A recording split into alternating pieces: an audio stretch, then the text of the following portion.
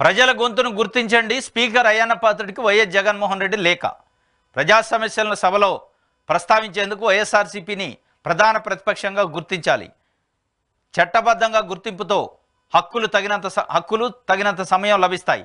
విపక్షంలో ఎవరికి ఎక్కువ సీట్లు ఉంటే వారికే ప్రతిపక్ష హోదా. చట్టంలో దీన్ని స్పష్టంగా నిర్వచించారు. ప్రధాన ప్రతిపక్ష హోదా ఇవ్వాలంటే 10% సీట్లు ఉండాలని చట్టంలో ఎక్కడా లేదు. నాడు ఉపేంద్ర పీజేఆర్ విషయంలోనూ ఇదే జరిగింది. మంత్రుల తర్వాత నాతో ప్రమాణం చేయించడం సాంప్రదాయాలకు విరుద్ధం. ప్రధాన ప్రతిపక్ష నాయకుడిగా గుర్తింపు ఇవ్వకూడదని ముందుగానే నిర్ణయించారా?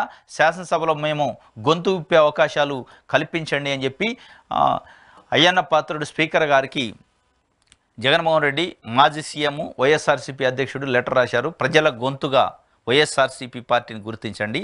ప్రజల గొంతుగా ప్రతిపక్ష హోదా ఇవ్వండి. ప్రధాన ప్రతిపక్షం అధికార పక్షం కాకుండా ఏదైతే పక్షాలు ఉన్నాయో దాంట్లో ఎక్కువ సీట్లు ఉన్నదాన్ని ప్రధాన ప్రతిపక్షంగా గుర్తించాలనేది ఉంది. చట్టంలో ఎక్కడ కూడా మినిమం 10% సీట్లు వస్తేనే ప్రతిపక్షం అని చెప్పలేదు. మెజారిటీ వచ్చిన దాన్ని సభానాయకుడు అంటారు. మెజారిటీ స్థానాలు వచ్చిన నాయకుడిని సభానాయకుడు అంటాడు. దాని తర్వాత వచ్చిన వాళ్ళని ప్రతిపక్ష నాయకుడు అంటారు అనేది స్పష్టంగా వారు చెప్పారు. మరి దానిపైన ఎట్లా స్పందిస్తారు స్పీకరు అనేది చూడాలి. ఎట్టి పరిస్థితుల్లో ఆ హోదా ఇచ్చే అవకాశం అయితే లేదు. అంటే వాళ్ళ ఇంటెన్షను హోదా ఇచ్చి ఆయన గుర్తించి ఆయన ప్రజావాణి వినిపించే అవకాశం ఎందుకు ఇస్తారు జనరల్గా? ఎందుకంటే 10% ఒకవేళ చట్టబద్ధంగా లేదు. చట్టబద్ధంగా లేకుండా కూడా ఇవ్వాలంటే స్పీకర్ డిస్క్రిషన్లో స్పీకర్ గారు జగన్మోహన్ రెడ్డికి ఆ హోదా ఇచ్చి అట్లా గౌరవిస్తారని ఆశించట్లేదు అన్నట్టు కూడా అర్థమవుతుంది. ఎందుకంటే ఇప్పుడు జరుగుతున్న పరిణామాలను బట్టి అర్థమవుతుంది.